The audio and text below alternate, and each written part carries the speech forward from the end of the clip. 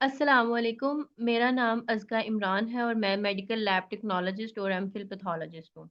हमने FSc MLT second year के blood banking and हीमाटोलॉजी subject की सीरीज स्टार्ट की हुई है पास्ट पेपर 2023 की। हमने उसके एमसीक्यूज किए, शॉर्ट क्वेश्चन किए और लॉन्ग क्वेश्चन अब कर रहे हैं। लॉन्ग क्वेश्चन नंबर 5 के हमने देखे थे, 3 पार्ट्स थे। ए और बी कर लिए, आज हमने उसका सी पार्ट करना है। जो सी पार्ट है वो सवाल है कि जो फॉरवर्ड ब्लड ग्रुपिंग टेक्निक है उसके बारे में मुकम्मल एक्सप्लेन करना है। ये जो आपको पिक्चर नज़र आ रही है, ये पास्ट पेपर की है। आप चाहें तो exactly as it is past paper वाला कर लें, अदरवाइज मैंने बहुत आसान पीपीटीज बनाई हुई हैं, आप वहाँ से समझ लीजिएगा और वो कर लीजिएगा। ये जो आपके सामने नज़र आ रही हैं आपको, आप इसका स्क्रीनशॉट ले सकते हैं।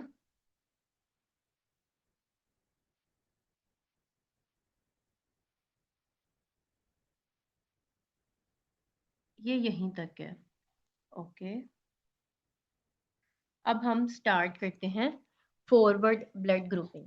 As a medical lab technologist, as a professional, आपने जब भी ब्लड बैंक में जाना हुआ आपका या किसी भी लैब में, तो हमें ज़रूर सिखाते हैं कि हमने ब्लड ग्रुप कैसे चेक करना है। ये एक बहुत कॉमन टेस्ट है।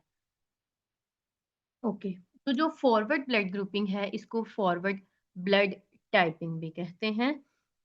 ये एक रूटीन का टेस्ट है जिसके अंदर हम आरबीसीज के ऊपर मौजूद एंटीजन को चेक करते हैं कि आरबीसी के ऊपर एंटीजन ए मौजूद है या फिर एंटीजन बी मौजूद है।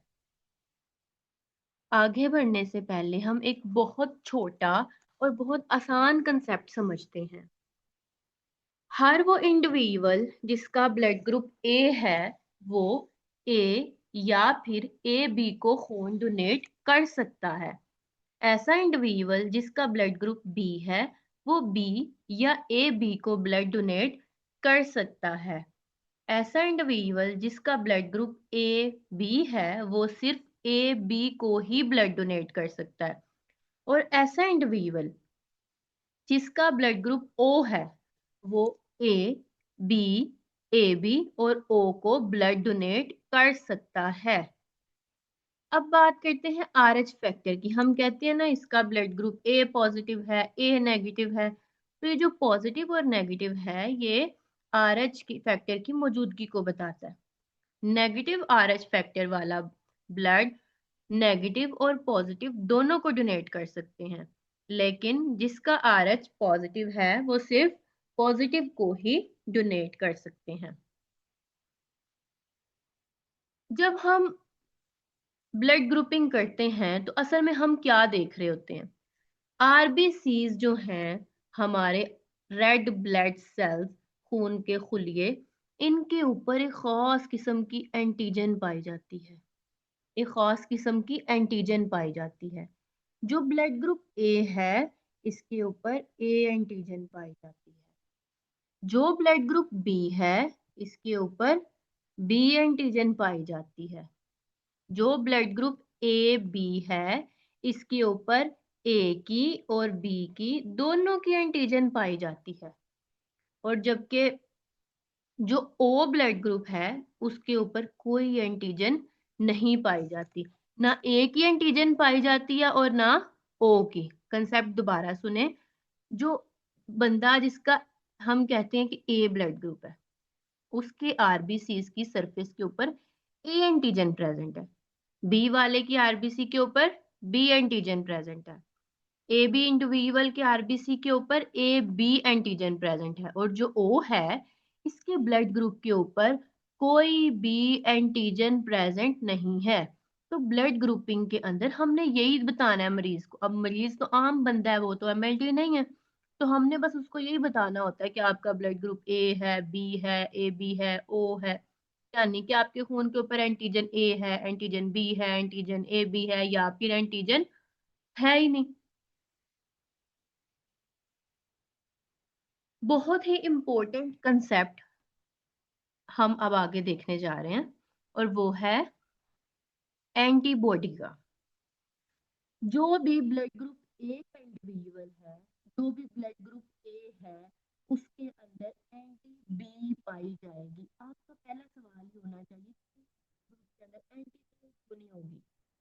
कभी भी कोई बंदा अपने आवाज खड़ा नहीं करता, अपने खिलाफ ही एंटीबॉडी बना दी, फिर दोनों का आपस में रिएक्शन होएगा और खून के अंदर अग्लूटिनेशन हो जाएगी, क्लम्पिंग हो जाएगी, तो जिस्म अपने खिलाफ नहीं लड़ेगा।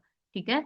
जो ए ब्लड ग्रुप होता है इसके अंदर कुदरत ने एंटी बी रखा हुआ है, एंटीबॉडी बी की प्रेजेंट होती है, यानी जब भी बी का खून आएगा हमारा जिस्म फौरन डिटेक्ट कर लेगा फॉरेन बॉडी को, उसको एज अ दुश्मन कंसीडर करेगा।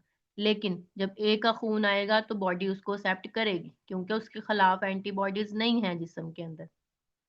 जो भी ब्लड ग्रुप बी होगा ये यूनिवर्सल बात है कि उसके अंदर उसके जिस्म के अंदर एंटी ए होगी। ए ब्लड ग्रुप के अंदर anti B, B blood group के अंदर anti A. A B blood group के अंदर कोई भी एंटीबॉडी मौजूद नहीं होगी। जो ओ ब्लड ग्रुप है, जो ए बी ब्लड ग्रुप है इसके अंदर कोई एंटीबॉडी नहीं होगी, और जो ओ ब्लड ग्रुप है इसके अंदर एंटी ए और एंटी बी होगी। दोबारा सुने, जो ए ब्लड ग्रुप है उसके ऊपर एंटीजन ए होगी और एंटीबॉडी बी होगी। जो बी ब्लड ग्रुप है उसके ऊपर एंटीजन बी होगी और एंटीबॉडी ए होगी। जो ए बी ब्लड ग्रुप है इसके ऊपर एंटीजन ए की भी होगी और बी की भी होगी, लेकिन इसके अंदर एंटीबॉडी कोई भी मौजूद नहीं होगी।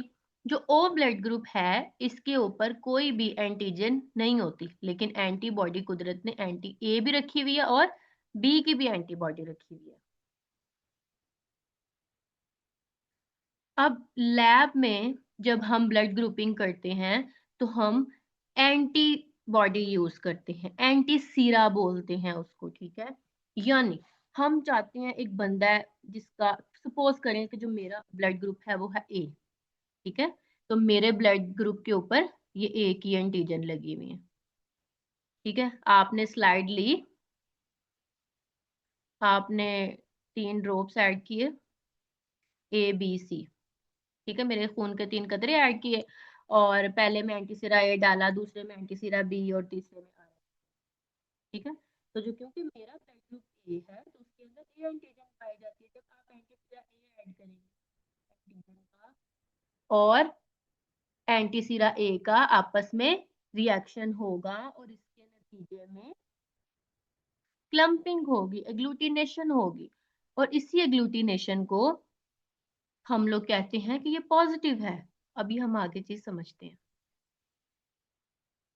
अगर तो एग्लूटिनेशन हो गई तो पॉजिटिव, अगर क्लम्पिंग या एग्लूटिनेशन ना हुई तो नेगेटिव।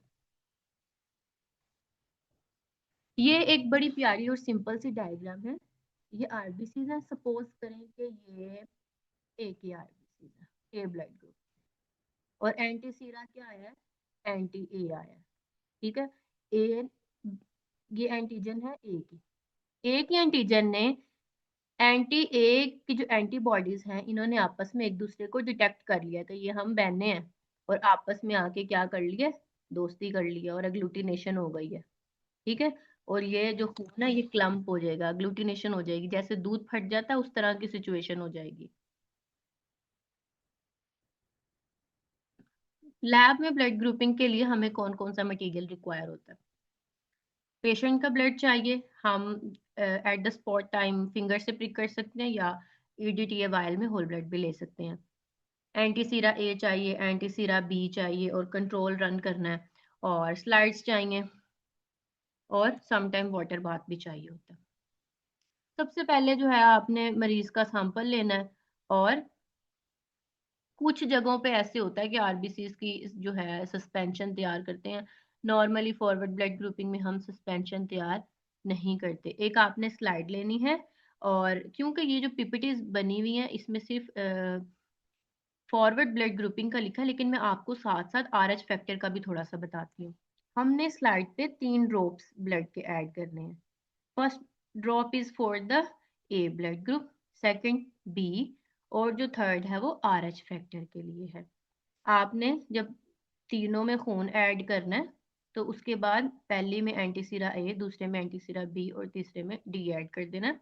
और उसको जो भी आपके लैब में स्टिक दी गई है उससे मिक्स करना है। मिक्स करने के बाद आप लोगों ने एग्लूटिनेशन का पैटर्न ऑब्जर्व करना है कि एग्लूटिनेशन हो रही है या नहीं हो रही। उसके बाद अगर तो एग्लूटिनेशन ए पे हो रही है तो मतलब ब्लड ग्रुप ए है। एग्लूटिनेशन यानी कि क्लम्पिंग बी पे हो रही है तो ब्लड ग्रुप बी है। एग्लूटिनेशन ए और बी दोनों पे हो रही है तो ब्लड ग्रुप ए बी है। एग्लूटिनेशन कहीं भी नहीं हो रही तो ब्लड ग्रुप ओ है। As a medical lab technologist, as a good professional MLT, आपका काम बनता है कि आप हमेशा साथ कंट्रोल रन करें। कंट्रोल में आपको नॉन सैंपल पता होता है कि इसका ए ब्लड ग्रुप है और आप उसको रन करते हैं, और कंट्रोल आपका अगर वही सही जवाब दे तो मतलब ठीक है आपके सारे रिएजेंट्स वगैरह। ये एक ये जो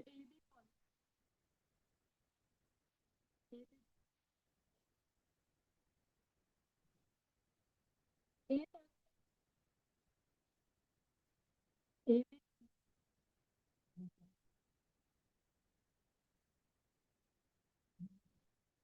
और नेगेटिव और पॉजिटिव और आर एस मौजूद है। और नेगेटिव मतलब ए बी दोनों की ही एंटीजन नहीं है और साथ में आर एक्सपेक्टेड भी नेगेटिव है।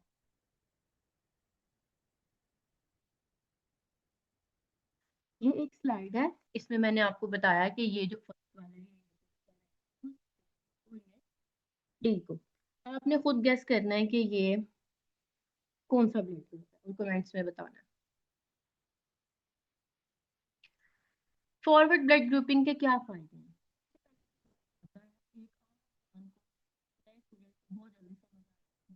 मेथड है, रूटीन में हम लोग यही परफॉर्म करते हैं और ये आसानी से ए बी एंटीजन को। नुकसान क्या है? सम टाइम आरबीसी के ऊपर तो इसलिए मसला होता है, ग्लूटिनेशन सही तरह से हमें और टेम्परेचर का एक बाकी जो एंटी सिरा के अलावा अगर एंटी सिरा आपका अच्छी क्वालिटी आपने प्रॉपर हैंडलिंग बार कर रहे हैं हट जाता है। लिमिटेशन एंड चैलेंजेस, जो डिसएडवांटेजेस हैं वीक एंड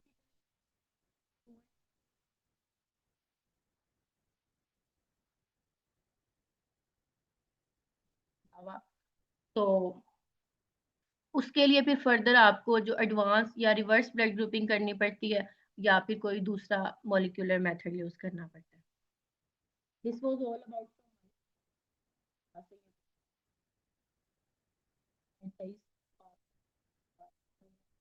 तो आप भी वो हो सकते हैं जिससे पूछा जाए, तो इसे अच्छी तरह कर लीजिए।